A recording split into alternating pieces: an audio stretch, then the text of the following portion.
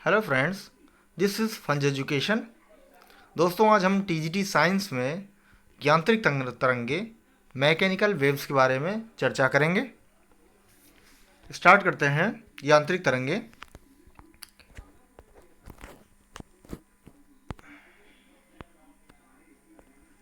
यांत्रिक तरंगे किसी भौतिक माध्यम में उत्पन्न वह विक्षोभ हैं, यानी डिस्टरबेंस हैं, जो अपना स्वरूप बिना बदले माध्यम में एक निश्चित चाल से आगे बढ़ता रहे। वो है मैकेनिकल वेव्स यानी यांत्रिक तरंगे। यांत्रिक तरंगों द्वारा केवल ऊर्जा तथा संवेग का संचरण होता है, द्रव का नहीं। जो जो भी जिस मैटर की बनी होती हैं तरंगे, सिर्फ ऊर्जा और संवेग का ही संरक्षण होता है, मतलब वही सुरक्षित रहती हैं, बाकी और चीज़ें नहीं। संचरण का माध्यम के दो गुणों के कारण होता है। जो संचरण माध्यम में होता है वो दो गुणों के कारण होता है। नंबर एक, माध्यम की प्रत्यास्थता, इलास्टिसिटी ऑफ मीडियम, और एनर्सिया ऑफ मीडियम यानी जड़त्व का, माध्यम का जड़त्व। आगे चलते हैं। जल की तरंगें और ध्वनि तरंगें और तथा स्प्रिंग की तरंगें यांत्रिक तरंगें होती हैं, जिनके संचरण के लिए माध्यम की आवश्यकता नहीं होती है। इन्हें विद्युत चुंबकीय तरंगे कहते हैं। विद्युत चुंबकीय तरंगों को चलने के लिए कोई मीडियम की ज़रूरत नहीं होती है। तो प्रकाश तरंगें जो होती हैं वो विद्युत चुंबकीय तरंगें होती हैं, क्योंकि प्रकाश को भी चलने के लिए कोई मीडियम की ज़रूरत नहीं होती है। कंपन की दिशा के आधार पर तरंगें दो प्रकार की होती हैं। पहला, कंपन की दिशा, मतलब दिशाएं जो एक पार्टिकल, ये कोई तरंग है, इसके कंपन किस तरीके से हो रहे हैं, ऐसे हो रहे हैं या इसी के डायरेक्शन के लेवल में हो रहे हैं, तो उनके हिसाब से दो प्रकार की तरंगे हैं। एक अनुप्रस्थ तरंगे यानी ट्रांसवर्स वेव्स, और दूसरा है लॉन्गिट्यूडनल वेव यानी अनुदैर्घ्य तरंगे। तो पहले हम अनुप्रस्थ तरंगों के बारे में देखेंगे। जब किसी माध्यम में या यांत्रिक तरंगे के संचरित होने पर माध्यम के कण तरंग चलने की दिशा के लंबवत कंपन करते हैं, तो तरंग को अनुप्रस्थ तरंग कहते हैं। जैसे रस्सी में अनुप्रस्थ तरंगे होती हैं। तो कोई तरंग अगर ऐसे चल रही है तो इसके जो माध्यम के कण होते हैं वो ऐसे ऐसे कंपन करते हैं, यानी इसके परपेंडिकुलर, यानी इसके पैरेलल, वो 90 डिग्री लंबवत होते हैं, परपेंडिकुलर होते हैं। तो ये होगी हमारी अनुप्रस्थ तरंगे। तो रस्सी में जो होता है वो अनुप्रस्थ तरंगे होती हैं। प्रकाश तरंगे भी हमारी अनुप्रस्थ ही होती हैं। इसमें क्या होता है, जब प्रकाश तरंगों में देखिए ऐसे ऐसे चलती हैं, ऐसे, क्योंकि अगर एक तरंग है तो इनके मीडियम ऐसे जाएंगे फिर नीचे जाएंगे। तो यही चीज़ हो रहा है। अगर ऐसे देखा जाए तो ऐसे कैसे कैसे करके चल रहा है। तो ये जो है मैक्सिमम जो इसमें ऊपर की ओर अधिक विस्थापन को श्रृंग, इसको जो है, जो अधिक विस्थापन हुआ है ये जो है श्रृंग है, और नीचे वाला जो है हिस्सा वो गर्द है।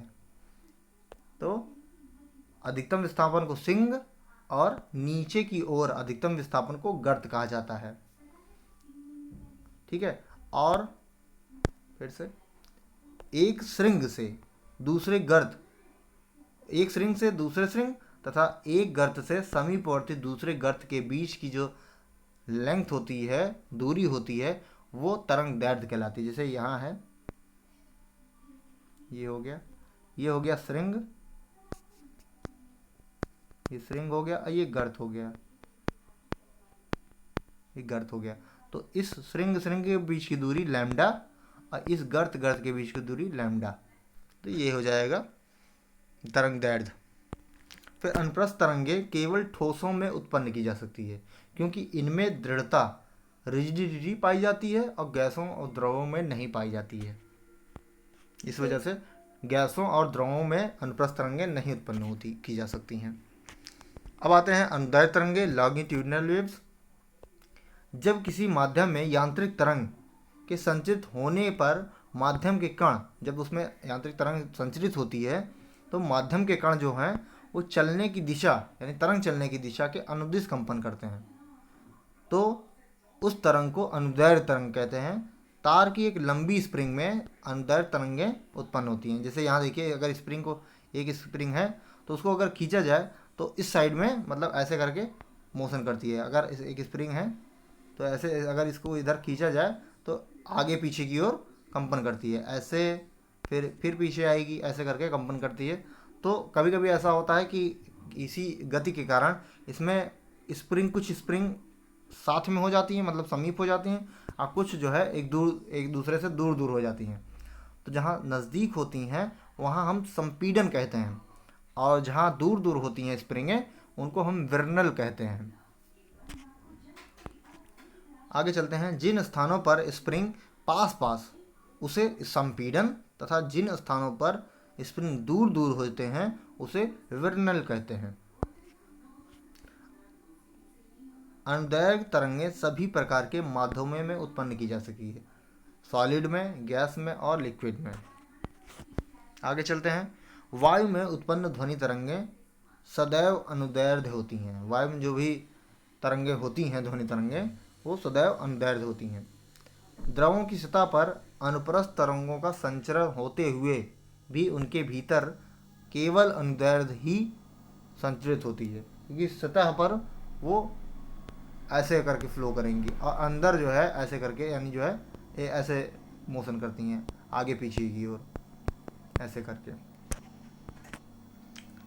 संपीडन के स्थानों पर माध्यम के जो कण होते हैं उनका घनत्व जो है वो घनत्व तथा दाब सामान्य से अधिक होता है जहाँ संपीडन होता है।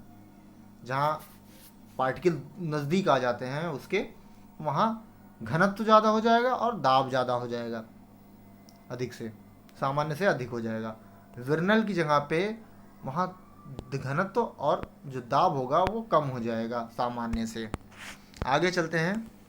आयाम, जिसको हम ए से डिनोट करते हैं, तरंग के संचरण के माध्यम के कण द्वारा साम्यावस्था के इधर उधर तय किया हुआ अधिकतम विस्थापन।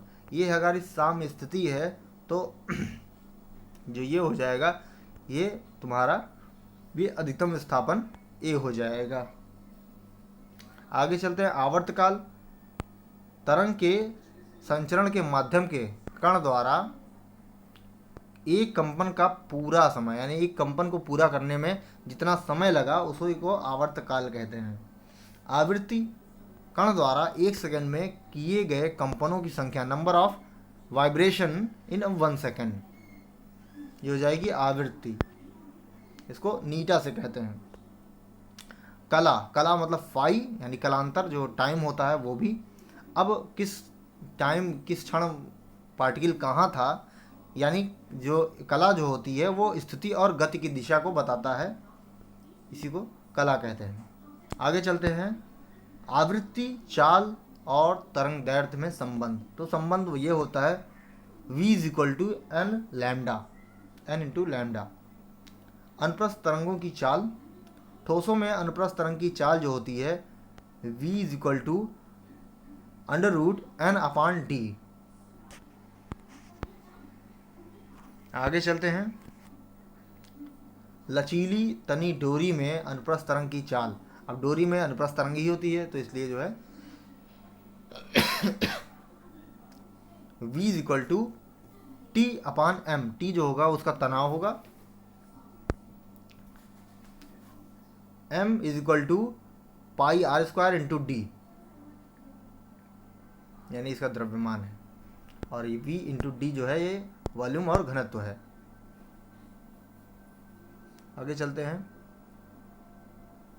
अब m की जगह पे हम इसको रख सकते हैं, तो यहाँ ये पाई है, πr²d, v = πr² T/√में T/πr²d। आगे चलते हैं। अनुदैर्घ्य तरंगों की चाल, किसी माध्यम में अनुदैर्घ्य तरंग की चाल केवल माध्यम के गुणों पर निर्भर करती है। किस पर? केवल माध्यम के गुण पर निर्भर करती है। ठोस में अनुदैर्घ्य तरंग की चाल जो होगी v = √b + 4/3 η/d। आगे चलते हैं। b जो है यहाँ वो आयतन प्रत्यास्था गुणांक है। ठोसों में, ठोस क्षण में अनुदैर्घ्य तरंग की चाल, अगर ठोस क्षण है कोई तो उसमें अनुदैर्घ्य तरंग की चाल जो होगी वो v = √y/d। तो y जो है यंग प्रत्यास्था गुणांक है। लोहे में ध्वनि की चाल जो होती है वो 5130 मीटर पर सेकंड होती है। द्रव में अनुदैर्ध्य तरंग की चाल वो होगी v बराबर अंडर रूट बी अपान डी। तो b जो है आतरण प्रस्थाता का गुणांक है। जल में अनुदैर्ध्य तरंग की चाल जो होती है वो 1414 मीटर पर सेकंड या 1450 मीटर पर सेकंड, ये एक्सपेरिमेंट द्वारा किया गया है। आगे चलते हैं। गैसों में अनुदैर्ध्य तरंग की चाल जो कि न्यूटन का सूत्र है v is equal to P upon D. Laplace के अनुसार अनुदैर्ध्य तरंग की चाल गैसों में ये हो जाएगी v is equal to lambda Y P upon D. तो y जो है वो C P upon C we से है। आगे चलते हैं। ध्वनि की चाल गैसों में सबसे कम, द्रवों में उससे अधिक तथा ठोसों में सबसे अधिक होती है। अब आगे चलते हैं। ध्वनि की चाल पर ताप और दाब का प्रभाव। गैस का ताप स्थिर रहने पर दाब परिवर्तन का कोई प्रभाव नहीं पड़ता है। गैस का ताप बढ़ने पर ध्वनि की चाल बढ़ जाती है। आगे चलते हैं। यहाँ v is equal to Y P under root Y P upon D.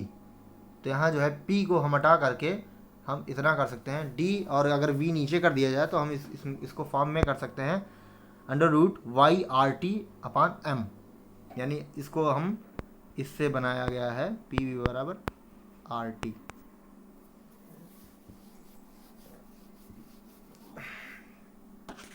आगे चलते हैं।